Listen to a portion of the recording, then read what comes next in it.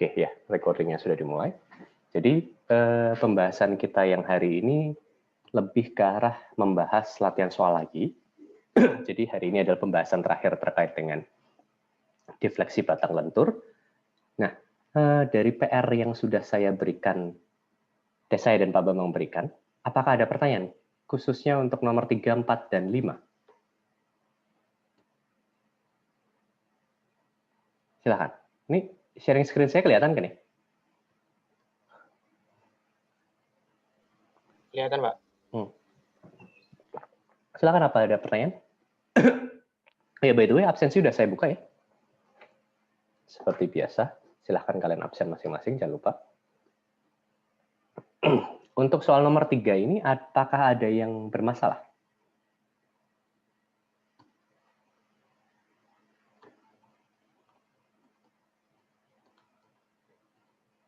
Ada tidak? Syawal, kamu bermasalah nggak nomor 3?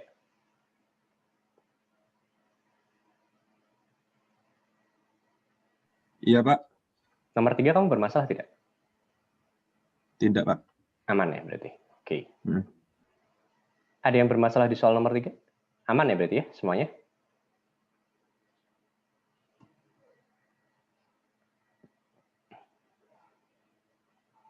Oke, soal nomor 3 ini mungkin saya coba bahas sekilas saja lah, just in case ada yang masih bermasalah sedikit. Oke, ini adalah kasus yang tidak terlalu sulit. Yang perlu dipahami di sini itu adalah bahwa di titik A itu ada gaya luar berupa di sini itu ada gaya luar berupa gaya reaksi ke atas ya. Kemudian di titik B itu tidak bisa memberikan gaya ke atas atau ke bawah, tetapi hanya bisa memberikan momen di sana. Jadi gaya reaksi di B-nya itu berupa momen. Ya, jadi pergerakan atas bawahnya tidak tertahan, tetapi di situ bisa ada momen di situ. Nah, selain itu kondisi tambahan yang diketahui untuk menyelesaikan kasus ini setelah kalian integralkan, karena yang khusus yang kasus ini integralnya itu harus dilakukan kedua bagian ya, AC dan juga CB, karena kondisi batas di A dan kondisi batas di B itu berbeda, sehingga kasus ini bukan kasus simetris, jadi harus diselesaikan satu persatu. Nah, ada dua bagian seperti itu. Kemudian kondisi batas yang kita ketahui, ya, kondisi batas yang kita ketahui itu kondisi batas yang pertama di titik A. Bentar, ini coba saya Najma saja. Halo Najma. Iya, Pak. Di titik A kondisi batasnya seperti apa, Najma? Yang diketahui untuk menyelesaikan 4 konstanta yang kita dapatkan dari integrasi. Kalau kita ngambil X1-nya dari kiri, berarti bisa X, ketika X sama dengan 0, V-nya sama dengan 0. Oke. Lalu, itu untuk persamaan pertama ya, Najma, ya, X1. Oke, nah untuk persamaan kedua, misalkan. Untuk persamaan kedua, X2, misalkan X2-nya ambil dari kiri juga, misalkan ya. X2-nya ambil dari kiri juga. Batasan apa yang kita ketahui di situ? Di titik A juga, Pak. Enggak, di titik B. Oh, di titik B. Kan ini X2, persamaan kedua. Oh, iya. Ini, Pak. dV per dx, dv2 per dx. Eta ya? Ya. Malah turunan kedua. Kenapa, Pak? Kok turunan kedua? Enggak, dua. Oh, Saya tuh V2. Oke. X2, Pak. Iya. dV per dx pada saat X2 sama dengan L ya, misalkan ambil dari kiri. Iya. dV2 per dx2 itu sama dengan 0 ya? 0. Oke. Lalu tadi yang pertama, ini untuk persamaannya, kondisi batas yang pertama, X1 sama dengan 0, V1-nya sama dengan 0. Nah, karena kita ada dua persamaan pertama untuk sisi kiri dan persamaan kedua untuk sisi kanan, otomatis kita butuh 4 kondisi batas. 2 kondisi batas lainnya apa, Najma?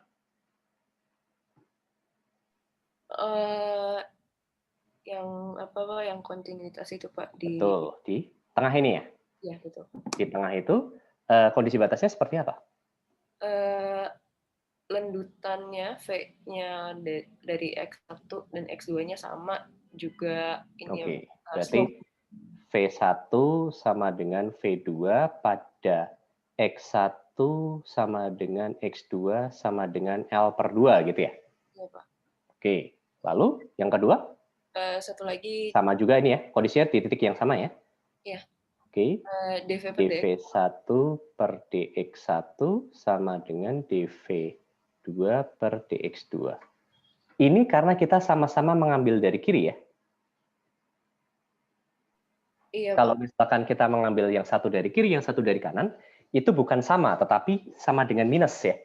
Jadi kalau kalian mengambilnya seperti ini saya pastikan saja biar kalian tidak salah dalam menghitung ya.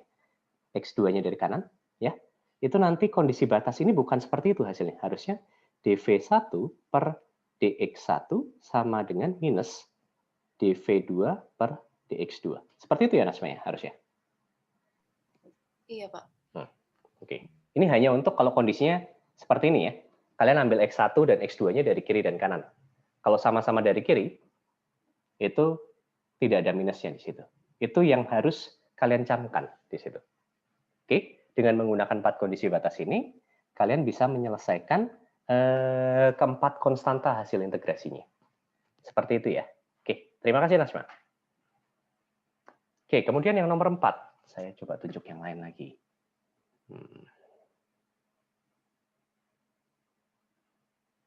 Brian.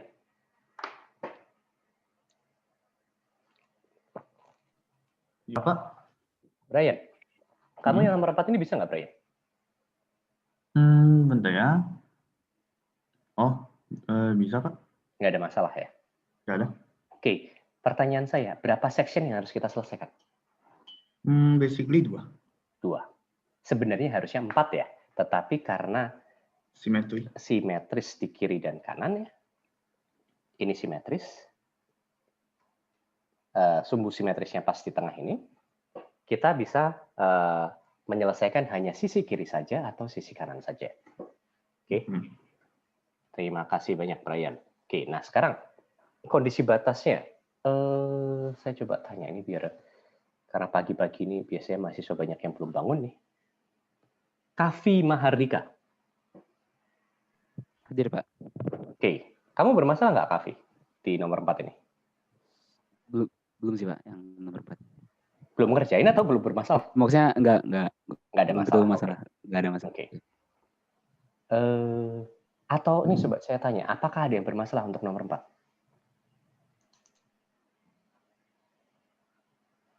Tidak ada ya, cuman yang harus saya pastikan adalah bagaimana kalian mengerjakannya.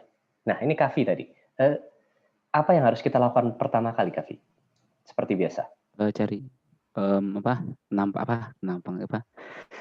gaya tumpuan. Gaya tumpuan, betul. Di A dan di D ya.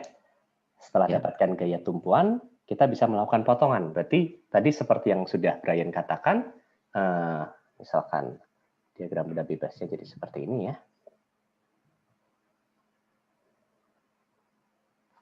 Itu di A, hasilnya P per 2. Lalu di P di tengah itu ada gaya ya, seperti itu. Nah, tetapi kalau kita potong dari kiri kan hanya P per 2 aja kan yang ngaruh. Ini potongan pertama, ini potongan kedua gitu ya? Iya, Pak. Oke. Nah, gaya dalamnya bukannya sama persis ya kalau yang V-nya? Kalau V-nya sama, Pak. Momennya bukannya sama persis juga ya, Kavi? Momennya sama, tapi X-nya yang berbeda, Pak. Oke. Kalau X-nya kita ambil, kalau kita ambil semua X-nya dari ujung kiri semua, kan nggak boleh, boleh kan ya? X1 seperti ini, lalu X2-nya seperti itu. Boleh nggak ini? Boleh, Pak. Boleh. Nah, kalau misalkan saya ambil semuanya dari ujung kiri semua, bukannya persamaan momen saya akan sama persis ya? Sama, Pak, persamaan momen. Sama persis, cuma beda X-nya doang kan ya? Iya, Pak. Betul kan? Persamaannya sama persis, beda X-nya saja. Nah, terus pertanyaan saya, apa bedanya fungsi pertama dengan fungsi kedua coba? Kalau Fungsi fungsi pertama defleksi itu untuk S1 kan, pertama dan juga fungsi defleksi kedua, perbedaannya apa? kalau fungsi yang pertama itu kan kita tahu kalau itu inersia apa ya? Jadi kayak untuk X1 itu EI aja, tapi kalau misalkan untuk X2 itu kita tahu kalau moment of inertia dari region BC-nya itu 2I. Ya, Nanti berarti maka nanti akan defleksinya pakai lebih 2 kecil. EI apa? Sorry, 2 EI. EI per 2 berarti ya? Yang satu EI, sorry. Yang satu EI, yang satu lain lagi adalah 2 EI gitu ya? Iya, Pak. Oke. Jadi perbedaannya hanya itu saja. Ya. Nah, tetapi otomatis kita akan memiliki 4 konstanta ya? Betul nggak? Iya, Pak. Empat konstanta itu, 4 konstanta itu kita harus selesaikannya bagaimana? Kondisi batasnya bagaimana? Kalau karena kita butuh 4 konstanta kan ya? Iya, Pak. Ada 4 kondisi batas juga, Pak. Kondisi batas yang pertama apa? Ini karena saya cuma ingin memastikan bahwa kalian paham step by step-nya. Kalian kalkulasinya seperti apa, saya serahkan ke kalian. Jadi ini kemarin saya sudah coba sampai yang kalkulasinya detail. Karena itu kalau misalkan kalkulasinya sampai detail, satu hari ini, 1 jam pelajaran ini saya cuma akan beres mengerjakan 1 soal saja. Jadi ini saya tidak akan detail. Jadi apa nih? Kondisi batasnya apa? Harus kita butuh 4. X1? Yang pertama itu pada saat X1 sama dengan 0, defleksinya itu 0. V1 berarti ya? Itu 0. Oke, V1 lalu sama apa lagi? 0. Kemudian terus tadi sorry, V1 sudut, itu ya? hanya bisa untuk X1 0 sampai L per 4. L per 4. Sedangkan V2, persamaan V2, itu hanya bisa untuk X2 dari L per 4 sampai L per 2. L per 2. Gitu. Oke, ini kondisi batasnya itu seperti itu. Jadi kalian harus mencari kondisi batas di batas-batas ini, gitu ya? Selalu seperti itu ya? Nah, yang tadi yang kita gunakan di batas 0 ini ya untuk X1. Lalu apa lagi? Terus untuk X2 di L per 2 itu sudutnya 0. Oke, kenapa kok sudutnya 0? Soalnya kan itu simetris, jadi maksimumnya di tengah gitu kan. Karena simetris ya, karena simetris V2-nya sama dengan 0. Oke, lalu apa lagi? Yang di tengah-tengah berarti ya, terpaksa sekarang kita pakai yang L per 4 ya? Iya, Pak. Di L per 4 gak? Kalau di L per 4 itu pada saat X1 sama dengan X2 sama dengan L per 4, itu apa defleksinya sama, Pak. V1 sama dengan V2. Terus untuk kondisi yang sama lagi? Ini sama lagi sudutnya dari 1 dx1 sama dengan dv2 dx2. Oke. Sip, terima kasih banyak. 4, kita punya 4 kondisi batas, kita punya 4 konstanta, kita bisa selesaikan. Gitu ya? Ya, Pak. Oke, terima kasih banyak. Nah, sekarang yang masih ada masalah dengan soal nomor 4 atau soal nomor 3, silahkan. Kalau tidak ada, saya akan lanjutkan ke soal dari Pak Bambang ya, soal nomor 5. Harus nyaman ya. Pak, mau nanya Pak. Silahkan Fadel. Masih bingung Pak, kenapa yang di... Yang di mana, Fadel? Sorry, suara kamu hilang.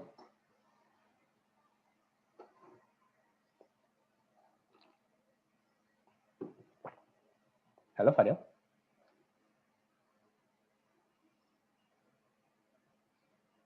Ini yang hilang suara saya apa suara Fadel?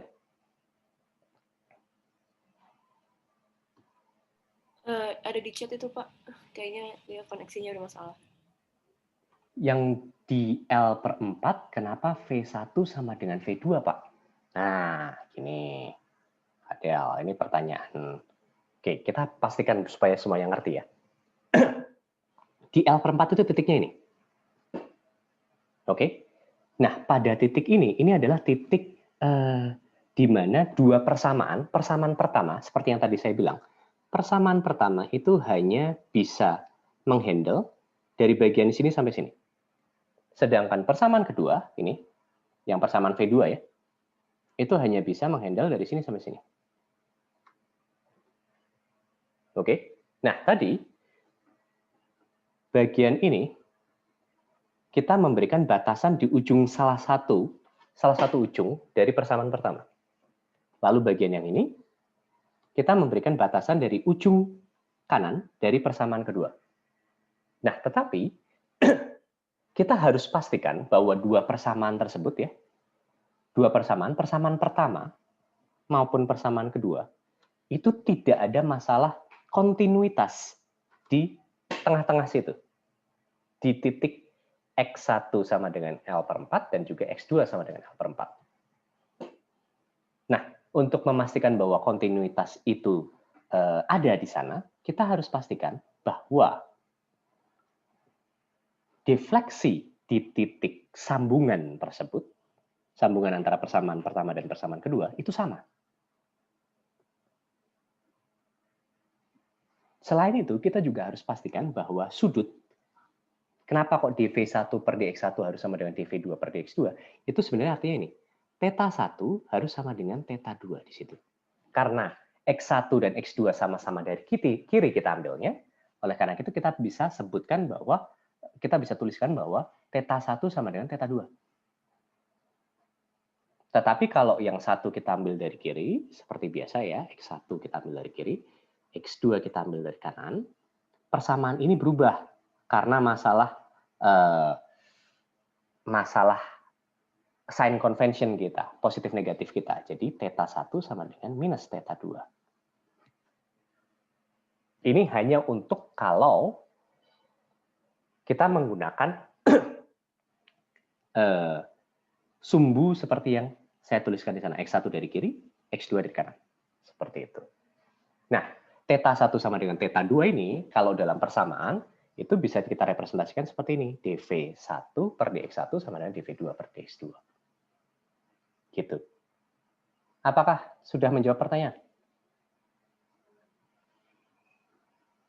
Jadi intinya gini, selalu lihat kondisi batasnya yang memungkinkan itu apa, lalu lengkapi dengan kontinuitas di sambungan antara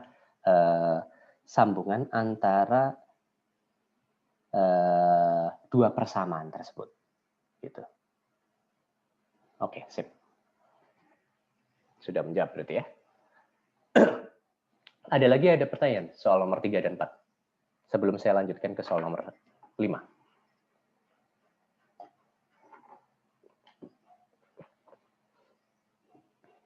Silahkan. Tidak ada. Kelihatannya sebagian besar aman.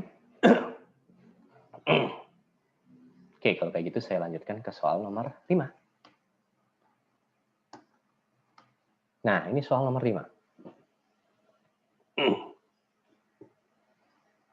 Hitung besar lanjutan pada titik C.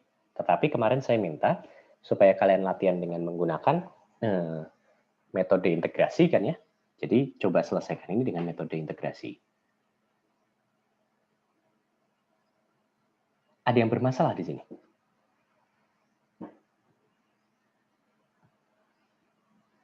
Alia Tigarpalupi. Ya, Pak. Bermasalah nggak kamu nomor 5 ini? Saya jujur kata saya ngitungnya benar atau salah. Soalnya saya ngambilnya dari kiri sama kanan gitu ya. Jadi saya nggak bisa nanya teman saya gitu. Kayak mereka jawabnya dari kiri, mereka ngambil X1, X2-nya dari kiri dua-duanya gitu. Jadi beda angkanya. Oke. Tapi kamu pastikan bahwa yang di sini, kamu pastikan bahwa persamaan kontinuitas di sini, θ1-nya itu harus sama dengan minus θ2 ya? Iya, ya, Pak. Itu aja sebenarnya. Asalkan kamu lakukan itu, harusnya tidak ada masalah. Nah, ini yang repot kalau misalkan memberikan soal ujian terkait dengan defleksi batang lentur. Jadi dosennya sendiri juga harus menyiapkan 2 kunci jawaban itu. Oke. Karena opsinya itu jadi banyak sekali. Tadi yang benar yang diomongin Alia ya. Opsinya itu bisa seperti ini. Ini X1. X2. Ini yang dilakukan oleh Alia seperti itu ya, Alia? Iya, Pak. Ada juga opsi seperti ini. X1, X2. Walaupun ini jarang dipakai ya kadang-kadang. Cuman itu ada opsi seperti itu. Kalau ditanya ada opsi seperti itu ada atau tidak, ada. Bisa itu dikerjakan. Itu cuma masalah X-nya saja. Walaupun kadang-kadang malah jadi jelimet sendiri malah. Jadi yang seperti ini sebaiknya dihindari. Oke. Yang lebih sering terjadi adalah seperti ini. X1 dan X2 dari kiri. Ya terserah kalian mau menggunakan yang mana. Oke. Tapi secara garis besar tidak ada masalah ya, Alia? Enggak ada sih, Pak. Ada berapa potongan di situ?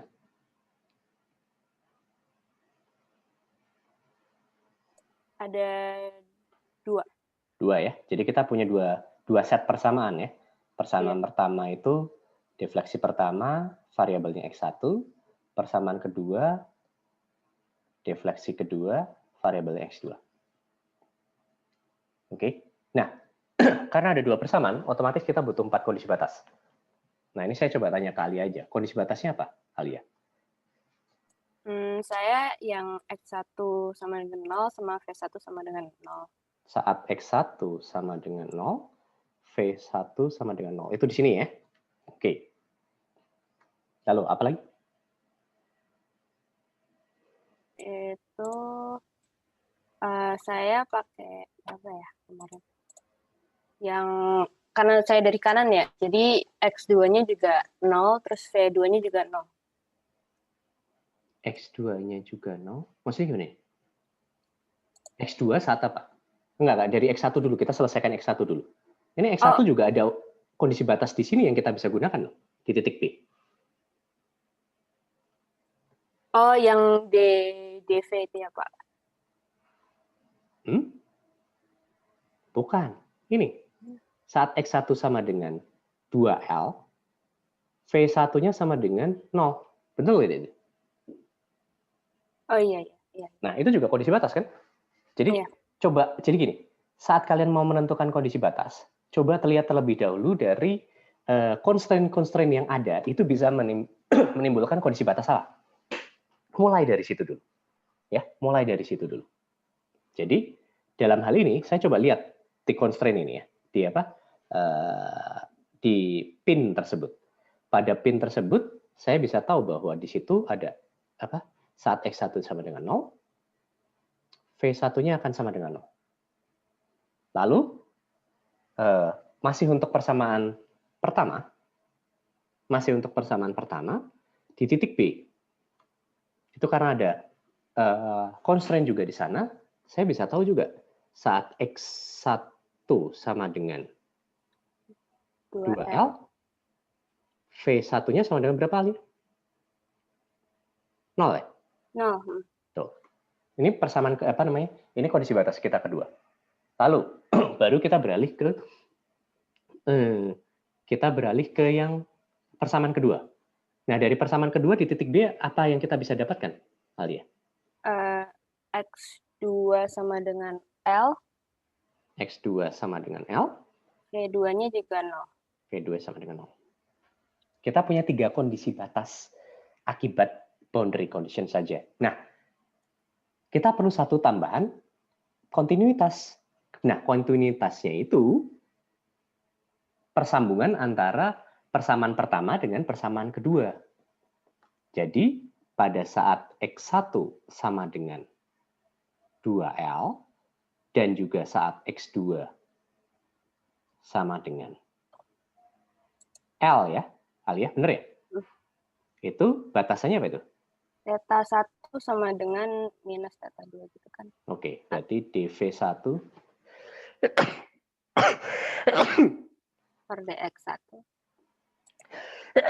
Aduh, sorry, saya bersin. Aduh, ini kenapa saya tiba-tiba bersih? dx1 sama dengan minus dv2 per dx2. Seperti itu ya? Iya, Pak. Dari sini kita punya 4 kondisi batas. Nah, ini adalah yang dilakukan oleh Alia dari kanan ke kiri. Bukan dari kanan ke kiri. X1 dari kiri, X2 dari kanan. Tetapi kalau misalkan kalian menggunakan yang ini, agak sedikit berbeda berarti ya. Yang pertama ini akan tetap sama. Yang kedua ini bukan lagi X1 sama dengan 2L. Tetapi di situ X1 sama dengan 2L tetap sama, tetapi ini bukan X2 sama dengan L di situ. Tetapi X2 sama dengan 2L kalau kalian ambil dari pojok kiri. Kalau kalian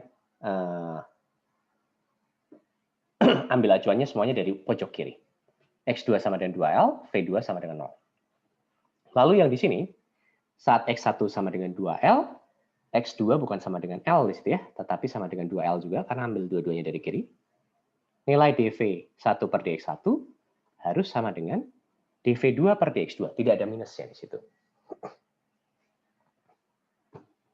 Alia paham ya perbedaannya? Paham, Pak. Oke, sip. Ada lagi yang mau bertanya di sini?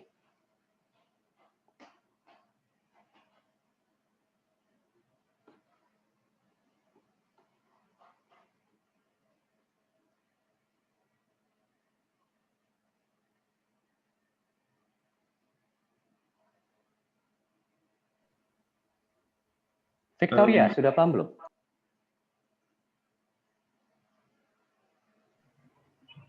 Halo? Ya, gimana Victoria? Udah, Pak. Sudah ya, aman ya berarti ya? Iya, Pak. Oke. Fatih Ilha.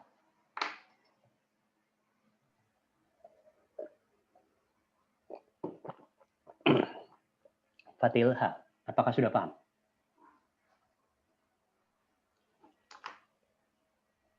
Halo Pak. Ya.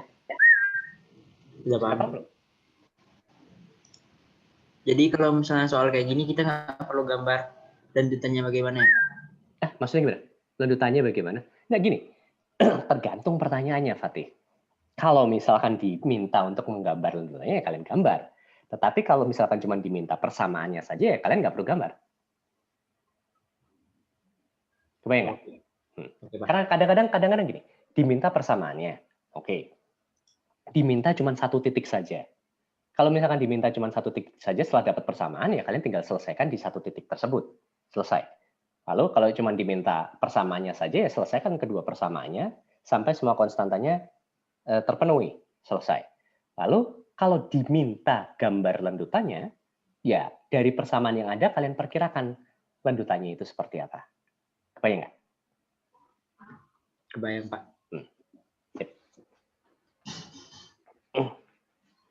Aditya Sinurat. Ya, Pak. Apakah sudah paham? Paham, Pak. Oke. Ini beneran loh, ini seriusan bagi yang masih ada masalah dengan kasus-kasus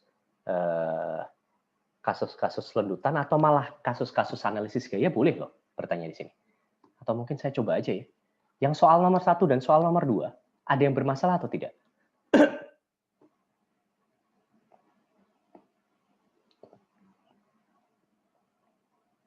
Principal stress. Oke, absolute maximum stress. Bentar, ini saya coba.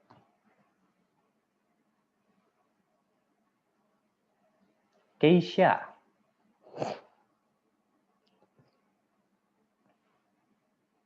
Iya, Pak. Keisha, maksimum principal stress itu apa, Keisha?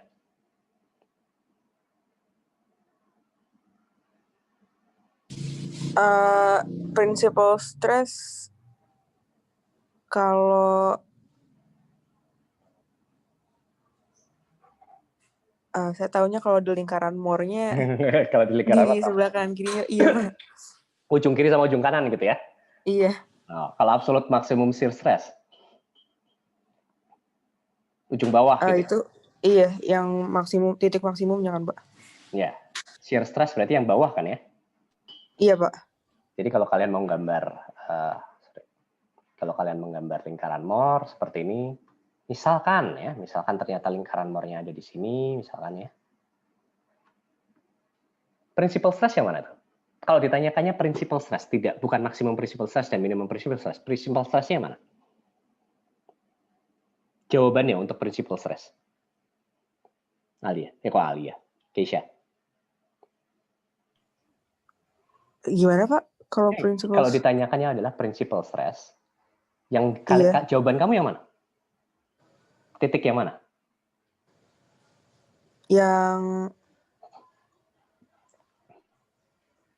di sebelah kanan, Pak. Sebelah kanan saja. Yang sebelah kiri tidak? Oh, yang sebelah kanan dan sebelah kiri, Pak. Ya, ingat yang namanya kalau kalian punya lingkaran Moore, ini namanya adalah maksimum principal stress. Yang di sini, ini adalah minimum principal stress. Kalau pertanyaannya hanya principal stress saja, jawab dua-duanya. Minimum yang sisi kiri, maksimum yang sisi kanan, kalian jawab. Oke? Keisha? Oke, Pak. Iya, Pak. Siap, Pak. Nah, kalau pertanyaannya adalah maksimum shear stress, posisinya mana? Yang di bawah, Pak. Di bawah. Berarti nilainya sama dengan yang ini ya? Ini ya? Iya, Pak. Iya. Oke. Itu adalah maksimum shear stress. Kenapa kok kita perlu maksimum principal stress dan juga minimum principal stress, tidak hanya maksimum saja. Ada beberapa kasus itu bebannya lebih dominan ke tekan. Tegangannya lebih dominan ke tekan. Kalau tegangannya lebih dominan ke tekan, lingkaran Moore-nya bisa jadi arahnya lebih condong ke kiri. Dan bisa jadi minimum principal stress kita lebih kritikal daripada maksimum principal stress. Kebayang nggak, Keisha? Kebayang, Pak. Seperti itu. Jadi, dua-duanya diperlukan. Kalau pertanyaannya principal stress saja, jawab dua-duanya. Minimum principal stress berapa, maksimum principal stress berapa. Kalau yang ditanyakan adalah maksimum shear stress, jawab ini. Seperti itu. Oke. Terkait dengan minimum principal stress dan maksimum principal stress, ada yang mau bertanya di sini? Minimum, maksimum principal stress, maksimum shear stress. Silahkan.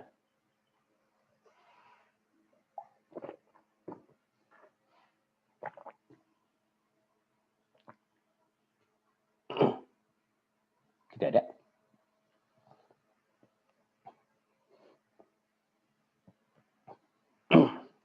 Oke, sekarang balik lagi ke Keisha tadi. Ada berapa jenis beban yang mempengaruhi nilai dari stress state di titik A dan titik B, Keisha?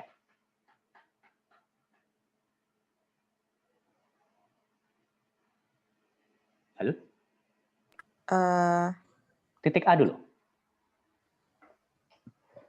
Di titik A itu ada beberapa jenis beban yang akan mempengaruhi dia? Ada. Coba lihat ya. Geser ini mempengaruhi tidak? Di titik A? Iya, Pak. Yakin? Ingat loh ya. Ini kenapa kok saya nanya seperti itu? Saat kalian mengerjakannya, coba kalian pilah-pilah terlebih dahulu mana yang akan memberikan efek terhadap satu titik atau mana yang tidak akan memberikan efek terhadap satu titik. Geser, distribusinya seperti apa tuh, Keisha? Seperti ini bukan? 0 di atas dan di bawah, maksimum di tengah. Benar nggak? Iya, Pak. Nah, 800 itu akan mempengaruhi titik A tidak? Oh, berarti enggak, Pak. Loh, gimana sih kamu? Kamu masih lupa-lupa ingat ya berarti ya? Bentar, Pak. Saya lihat catatan dulu malah. Waduh, gimana nih? Harus keluar kepala itu. Distribusinya aja paling tidak gini. Ini untuk semua ya. Paling tidak saat kalian mengetahui ada torsi, lalu ada shear, shear force, lalu ada bending, lalu ada aksial, kalian harus tahu distribusinya. Misalkan aksial itu dia akan merata. Tegangannya akan merata. Misalkan diberikan tarik, ya tegangannya akan merata. Ini penampangnya ya misalkan. Ini penampangnya ya. Seperti itu. Lalu, kalau bending itu, misalkan bendingnya sumbu ini ya, misalkan, itu distribusinya akan seperti apa, Keisha?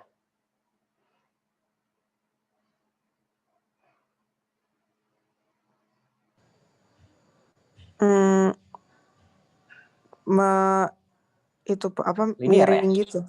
Miring, kayak gini ya? Iya. Di atas tekan, di bawah tarik. Kalau misalkan sumbu netralnya pas di tengah, ya udah. Berarti nolnya di sumbu netral itu kan ya? Iya, Pak. Oke. Lalu, kalau shear.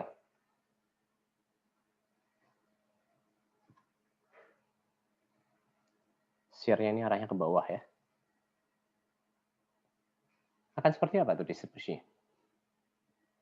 Seperti ini. Gini ya, Keisha ya. Coba dilihat di catatannya dulu. Oke? Coba paling tidak distribusi itu di luar kepala. Jadi kalian bisa tahu mana yang harus dianalisis dan mana yang tidak. Kebayang nggak, Keisha? Iya, Pak. Sebentar.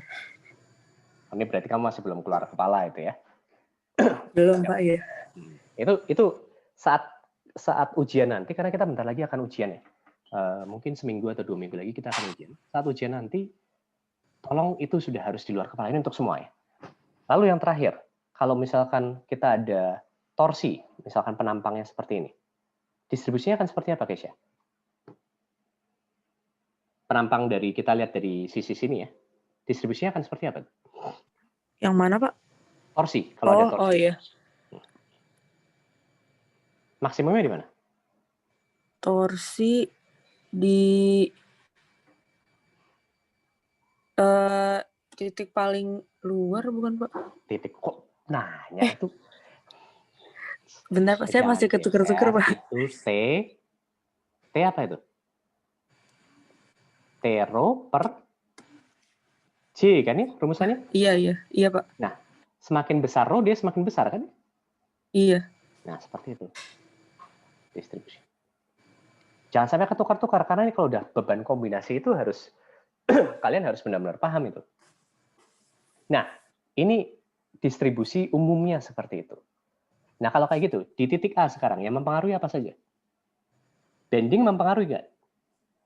Bending 300 Nm. Iya, Pak. Oke, maksimum ya? Iya. Maksimum itu di titik A, maksimum tekan. Oke. Lalu, torsi 45 Nm akan mempengaruhi tidak? Iya, Pak. Maksimum juga ya? Oke. Iya. Lalu geser 800 Newton akan mempengaruhi tidak? Enggak, Pak. Enggak. Jadi Iya. dia hanya akan ada superposisi dari kasus 1 dan juga kasus 2. Kasus bending dan juga kasus torsi. Itu yang harus kamu lihat di titik A. Kebayang nggak maksud saya? Iya, ngerti, Pak. Lalu di titik B, apa yang akan mempengaruhi? 800 Newton akan mempengaruhi tidak? Ngaruh, Pak. Ngaruh, karena maksimum. Oke, gara-gara geser ya. Lalu, torsi mempengaruhi tidak? Torsi ngaruh, Pak. Ngaruh, karena di sisi luar dia. Maksimum juga. Lalu, bending akan mempengaruhi tidak? Bending enggak. Karena dia di sumbu netral. Iya. Tuh, jadi kasusnya nanti akan ada kombinasi dari 2 dan 3 seperti itu. Oke? Oke, Pak. Ya, Keisha ya. Jadi Iya, paling Pak. tidak, ini untuk semua ya. Paling tidak kalian tahu distribusinya seperti apa untuk bisa memperkirakan kasus mana yang harus kalian hitung, kalau kasus mana yang kalian harus tidak dihitung seperti itu. Oke, sip. Terima kasih Keisha. Nah sekarang untuk soal nomor 1 saya mau nanya ke siapa ya? Keisha, pilih satu teman kamu dong. Silahkan mau cewek. Arzan, Pak. Arzan, silahkan Arzan.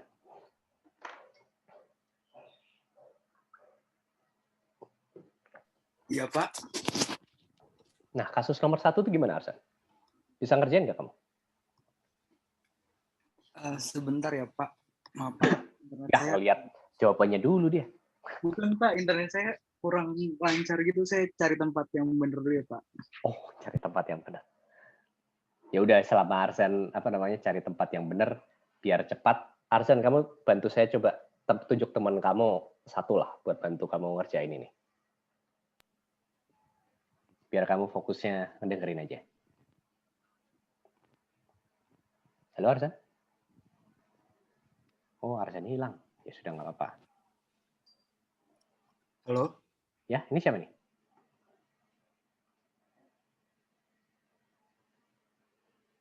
Oh, Arsennya masuk. Ini hilang. Siapa ya kalau kayak gitu?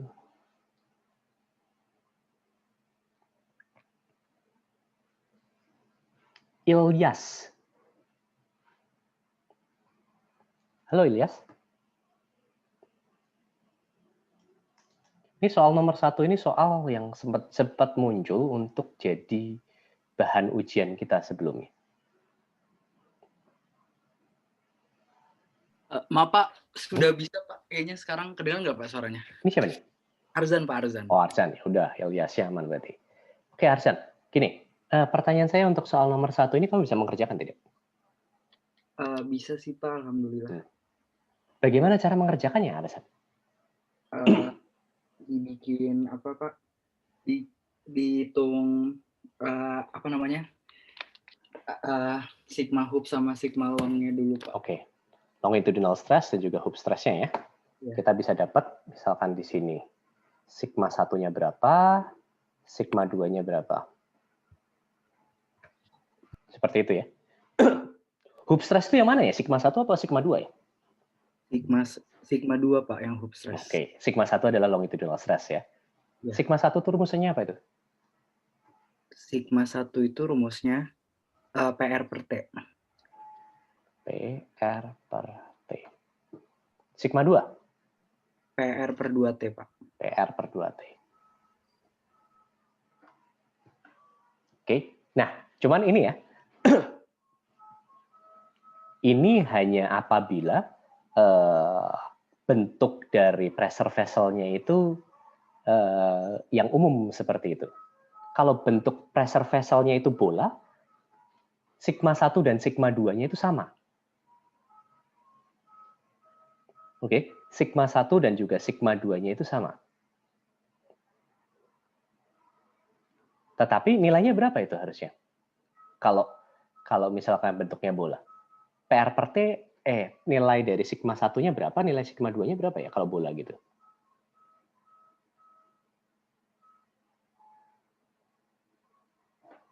Halo, Arzan? Jadinya sama nggak sih, Pak, gedenya? Sama, betul. Tapi nilainya berapa? PR per T juga ya, Pak? PR per T. Kenapa kok PR per T? Kenapa kok bukan PR per 2T? Karena dia... Kalau dipotong, cross-section-nya lingkaran ya? Nah, iya, Pak. Cross-section-nya lingkaran, jadi lebih condong mirip dengan kasus longitudinal stress di sini. Ya. Iya, Pak, benar. Tuh. Jadi kalau misalkan bola, baik arah baik sigma 1 maupun sigma 2-nya itu sama. P, R, per T. Kalian bisa turunkan sendiri itu. Ya, nggak terlalu susah. Oke. Nah, lalu setelah kamu dapat PR per T dan PR per 2T, sigma 1 dan sigma 2, untuk kasus yang ini kita kembali lagi ke sini. Kasus yang ini. Apa yang harus kita lakukan? Saya bikin state of stress-nya, terus nanti dipotong gitu, Pak. Dibagi 2. Oh, berarti yang kamu lakukan adalah kamu potong gini ya? Gini. Gimana, Pak? Kamu potong 45 derajat seperti itu ya? Ah, iya benar. Kamu potong 45 derajat untuk membuat state of stress yang seperti ini ya? Iya, tapi saya ngambilnya yang bagian kirinya gitu. Sama aja sih harusnya, Pak. Ya sama aja, nggak ada masalah. Pak, mau nanya sebentar. Ya, silakan. Ini siapa nih? Ini Aldian. Gimana? Atas itu tadi hoop kan ya, Pak? Yang atas PR per 2T hoop stress, betul. Tapi kenapa per 2T, Pak? Bukan yang hoop itu rumusnya PR per T. Tadi saya ngikutin si siapa tadi? Mana tadi? Yang tadi saya minta tolong bantuan itu siapa? Saya ya Pak. Arzan. Kamu kebalik nggak itu Arzan? Gimana Pak maksudnya? Hub stress itu yang PR per 2T atau PR per T? Hub stress itu, oh iya Pak, PR per 2T maksudnya. Yang apa? Yang longitudinal. Apa salah ya? Longitudinalnya yang, apa saya kebalik ya Pak? Aduh, bentar ya Pak. Hubnya itu PR per T Pak. Hubnya PR per T, berarti kamu kebalik ya? Iya Pak. Hub PR per T. Terus sigma satunya PR per 2T. 2T. Lalu berarti kalau yang kayak gini, ini salah ya nih ya? Iya, berarti yang per 2T ya Pak. PR per 2T. Ah. Oke. Sip, terima kasih tadi yang mengoreksi saya siapa ya tadi? Saya tadi tidak mengoreksi Arzan sama sekali. Karena setiap kali saya mengurus kasus pressure vessel, karena saya tidak pernah menghafalkan rumus, saya turunkan terlebih dahulu masalahnya. Oke. Nah, kita sudah tahu sisi longitudinal stressnya PR per 2T, hub stressnya PR per T. Lalu tadi yang dilakukan oleh Arzan adalah memotong ya 45 derajat untuk mendapatkan kondisi state of stress di sini gitu ya, Arzan ya? Iya Pak, benar Pak. Seperti itu. Dengan metode potongan bisa seperti itu. Tetapi kalau kalian males pakai motong-motong seperti itu, pakai metode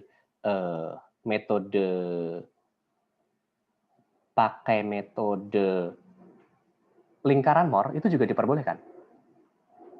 Jadi satu titik itu adalah PR, sisi hub stress-nya itu misalkan di sini PR per T ya. Lalu sisi longitudinal stress-nya di sini PR per 2T. Oke. Lalu kalian bisa buat lingkaran. Seperti itu. Oke. Misalkan potongannya jadi 45 derajat counterclockwise. Ini tegangan geser, tegangan normal. Oke. Berarti kalau di Arzan sekalian, kalau di lingkaran Moore, itu bergesernya seperti apa ya Arzan? Kalau di sini 45 derajat, di sini jadi berapa derajat itu? 90 derajat, Pak. 90 derajat. Jadi kondisinya di sini ya? Iya, Pak, benar. Oke, sigma 1 tadi PR per 2T, berarti ini adalah kondisi pertama tadi, titik 1. Sekarang muter ke clockwise, jadi satu aksen akan di sini ya? Gitu ya? Titik 2 tadi di sini, 2 aksen akan jadi di situ. Gitu ya, Arzan? Iya, Pak. Jadi, kalian bisa menggunakan metode potongan, atau kalian juga bisa menggunakan tadi ini titik 1 ya, ini titik 2. Sekarang titik 1 aksennya jadi di sini, ini 1 aksen, ini 2 aksen. Jadi kalian bisa menggunakan metode potongan, atau kalian juga bisa menggunakan lingkaran Moore. Jadi itu terserah kalian.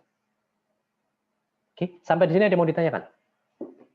Kuliah kita hari ini harusnya sih sudah beres ya. Nanti hari ini saya akan langsung post setelah ini, post PR, satu nomor saja untuk kalian latihan lebih lanjut terkait dengan defleksi batang lentur dan juga analisis tegangan.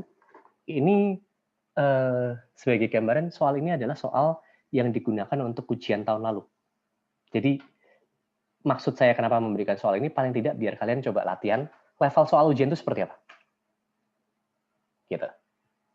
Oke, hanya satu soal saja, dikumpulkannya hari Senin jam 10 pagi. Oke, sampai di sini ada pertanyaan? Harusnya sudah beres sih. Tes itu ujian berikutnya 2 minggu lagi atau 1 minggu lagi, Pak? Kemungkinan besar paling cepat 2 minggu lagi, karena minggu depan kita masih akan membahas terkait dengan kasus statistik tertentu. Paling cepat 2 minggu lagi. Gitu. Tapi kalian persiapkan saja. Ya. Absensi belum dibuka ya, Pak? Apa? Absensi udah. Malah udah ketutup kali ini. Ya, kamu dari tadi nggak ngabsen. Ya, ish. Ini udah jam 10. Kamu kenapa baru ngabsen jam sekarang? Oke, ntar saya buka lagi sampai jam 11. Ya. Oke. Sip lah kalau kayak gitu. Terima kasih banyak ya semuanya. Sampai ketemu hari Senin.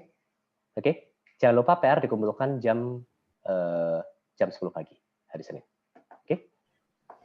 Baik, Pak. Terima kasih atas waktunya, Pak. Makasih, Pak. Yuk. Makasih, Pak. Pak. Terima kasih, Pak. Terima kasih.